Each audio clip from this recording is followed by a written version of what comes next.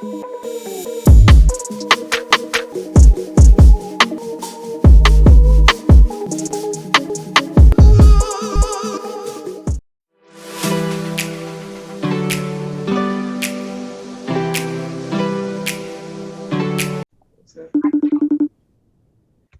guys, welcome to the Sports Latte, and it's your host, Janae Robinson. Guys, before we start, make sure to like, share, comment, and subscribe. Now, today, we'll be talking to an athlete who has done something amazing at this 2020 Olympics that just went in the summer. And we're going to just be hearing how this story started, hear a little bit about him, and how it was during the whole COVID pandemic.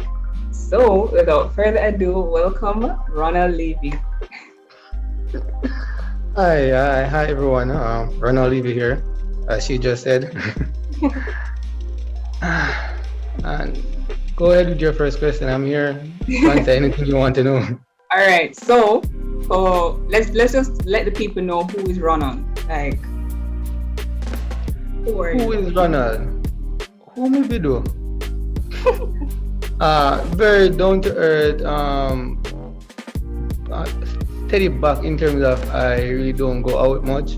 I have a very small circle of friends. So you wouldn't know me if you don't get close. Okay. Well, what people do know is that you can run track and field. So, how did this journey start? Was it something that started from you were small, high school? You just got up and say you want to do it. Let's hear a little bit about that. It started like when you were a kid, you run up and down in the community with my friends them. Started from there. Primary school.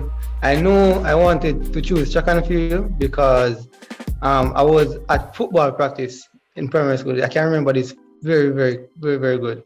I was at football practice and at the same time they were running around the field. So I was at football practice, the coach was speaking, everybody was in line and I was like, come out of the line, go and go run.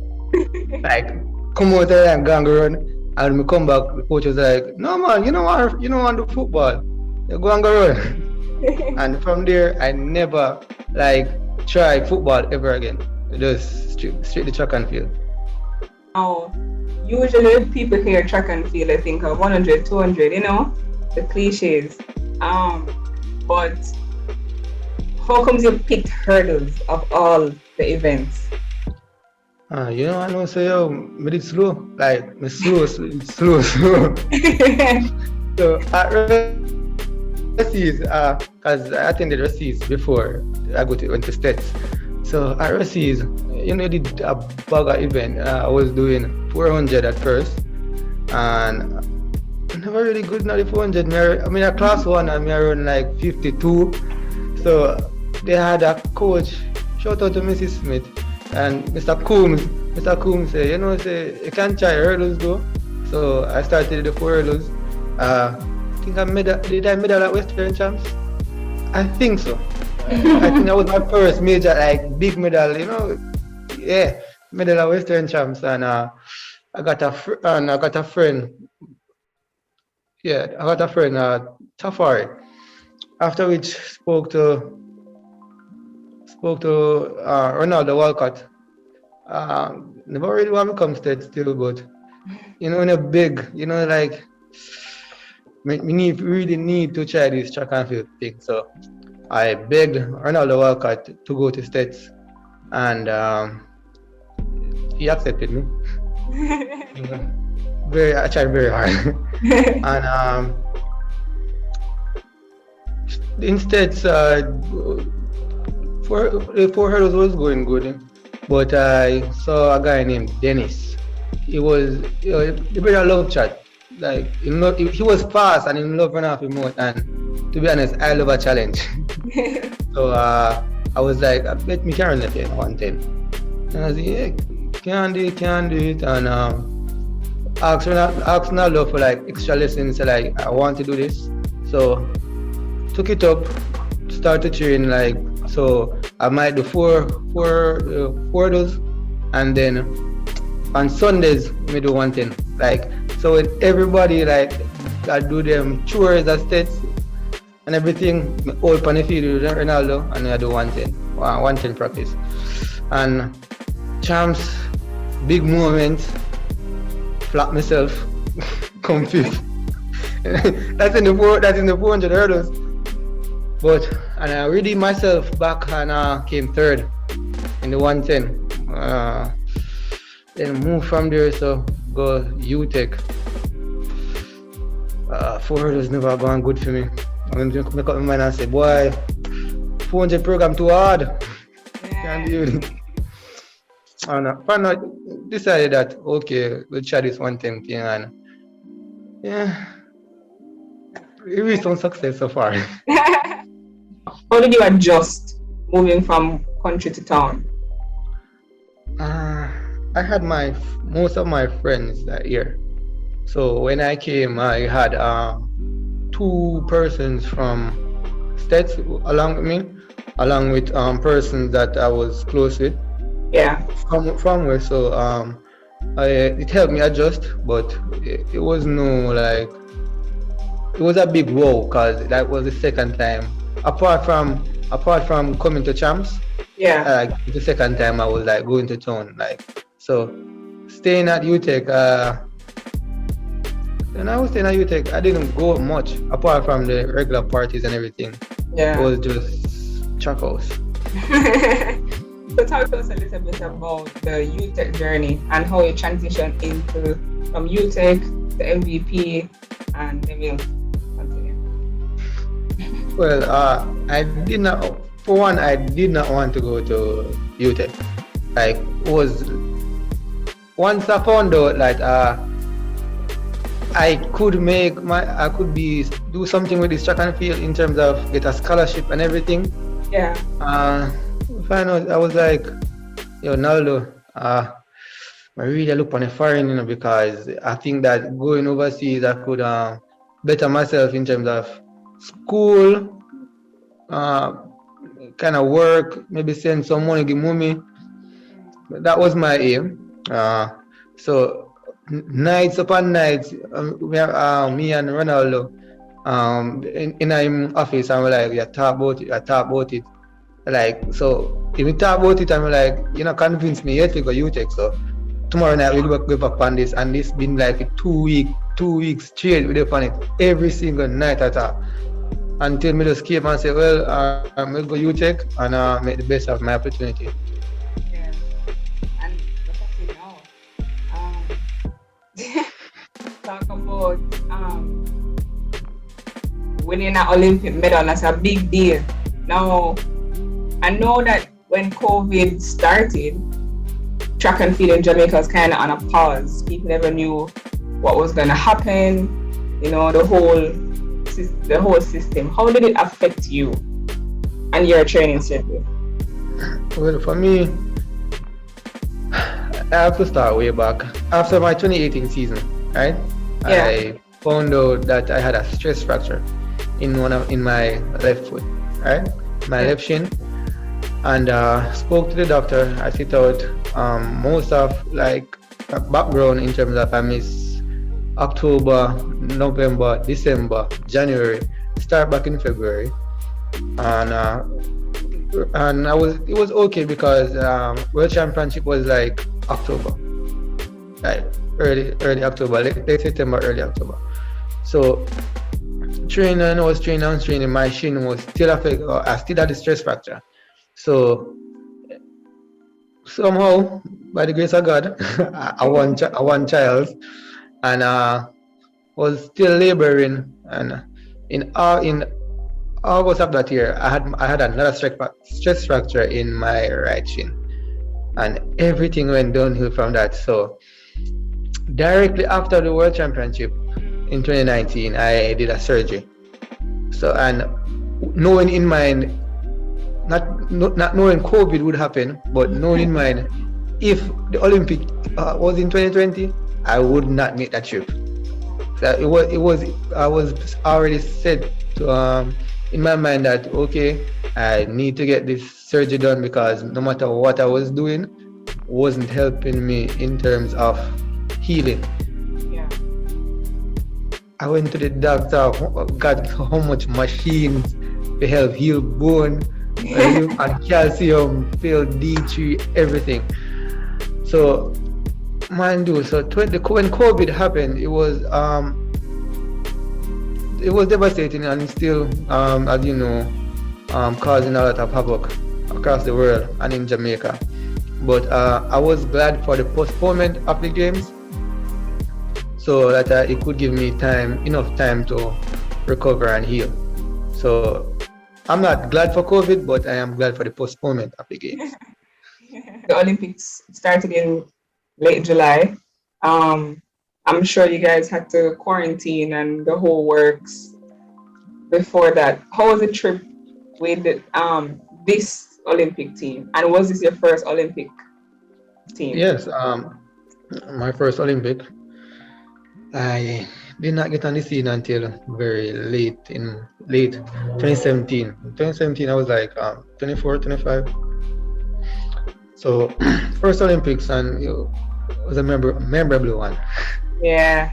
And talk to us about, we can try to see if we can get like a first hand um experience. Like how was it to cross the line and recognize that you not only got a Olympic medal, but you also have a teammate that got an Olympic medal with you. Like that joy. How explain to us how it felt. Oh, well, at first, before we crossed the line, we know that well, I know that Parchment won the race. Also before we crossed the line, like as we got off the hurdles and was running to the line, I didn't know where I'm at. I was like, Oh, should I really? reach that line? But even when the first reaction when I got across the line was I shouted, "Yes, Pachi!" Like I was happy for him, right? Like I didn't think about myself in that moment.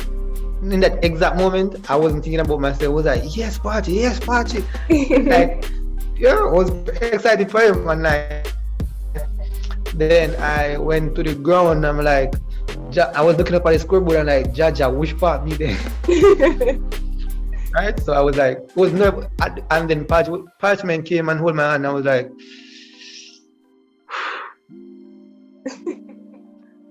to be honest, I was sitting there and nothing like everything around on the screen. Like then I see Grant came second. I was like, whoa, where am I at? Then I saw third and like I saw big relief. Just yes, I made out. Yeah. It was a surreal moment, like so surreal.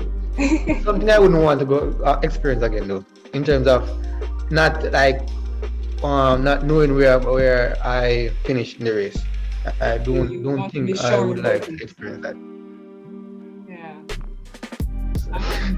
I know that like seeing it on the screen, I know my experience was like, I know how you've been running all season, been running good, but I just never knew because in track and field it's anybody race and you're doing an obstacle, you know? So congratulations again Yeah, thank you. on the Olympics. Now talk about after. Why is it that you never just say a season done and relax? How come you continued running? For me, the season wasn't finished because I have like the Diamond League final.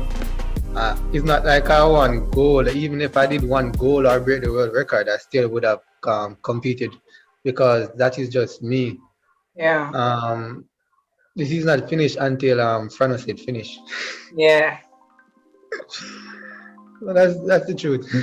And how is it training with the great, Stephen Francis, also training with a team that has so much other athletes that are very accomplished? It's motivating. You see them train hard every day, so you yourself try to train hard, trying to emulate that success or get some part of it in your own way. Uh, but my teammates are good. Like our camaraderie with most of the persons on the team Yeah. are great. Uh, we laugh a lot. We run jokes. Uh, we do almost everything in terms of try to push each other. So if we see someone slacking, and we're like, you can continue to do that, because you know get where you forget doing that. So team wise, it's great. What advice would you give to long hurdlers or athletes that probably have a similar story to you where they start off doing something that they don't really want to do, but they know they want to do the sport and they go to somewhere that they never really want to go and train? What advice would you give to young athletes? Stick to it. In terms of believe in yourself, work extremely hard, but also work extremely smart, and listen to your body, because I for one went through a lot of injuries, and just believe in yourself. Yeah. And lastly, what could you say would describe this Olympic journey? And also, who is your favorite athlete? Those two. My favorite athletes, I have I have two. Very it might be shocking, but Shelley and Fraser Price and Hanson Parchment. Even though Yeah. I'm competing against him, I think I have this way back. Was it in 2017? I can't remember. The reporter asked me who I looked up to in track and field, and I was Hanson Parchment and Shelley and Fraser Price. Oh, Nothing has changed. and you finally got to make a team and run with one of them. So that's pretty cool. Definitely. And what word would you use to describe this Olympic journey for you? A blessing. Truly a blessing. Yeah. Well, Ronald, it's really nice to hear from you. I really enjoy you opening up to us about your journey and telling us, all that happened in the Sports Latte. Glad that you came and did this episode with us. Guys, don't forget to subscribe. Follow Ronald on Instagram at Ronald Levy 110 meter hurdles. And follow the Sports Latte. And see you guys soon.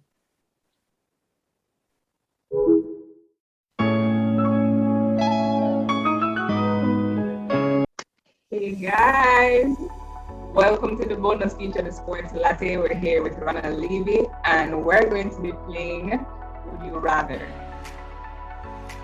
So, first question. Ronald, would you rather win at the Diamond League or win at the Olympics? Easy. We're not the Olympics. Okay, step it up a little bit. Would you rather win at the Olympics or the World Champs? Olympics. Then would you rather play video games or go to a party? Video games all day. What's your favorite video game? I have a favorite video game though. Let me see. Or what you play the most? What me play the most is I have a lot of video games that I play. Like I play Ghost of Tsushima, Phoenix Horizon, mostly adventure games. That's me. I'm not the Call of Duty type, FIFA. I have those for when my friends come over and them something we play. But I'm not that type of person. Okay. So you say you're an adventurous type of person. So would you rather go kayaking like on the boat? Yeah. Or would you rather go to adventure park?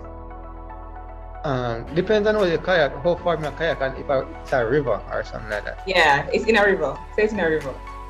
Yeah, I would definitely go kayaking. Okay. Tell us this is the last question. Tell us one thing that we don't know about you. One thing that you don't know about me. That's a lot of things. But let me choose one. one thing more people know about me, do dear God. Hmm. Why? No, don't people know my business. But me boring that much like. Me not adventurous like. I'm like how you go out, you love party and then something there. Me? Gee, me see you, me watch your profile, remember. Ronald, last question. I want you to tell us one thing that we don't know about you. I'm a very nice guy. Person's assumption when they first see me is that I'm a very serious and antisocial person. But once you get to know me, you see that I'm very jokify, if that's a word.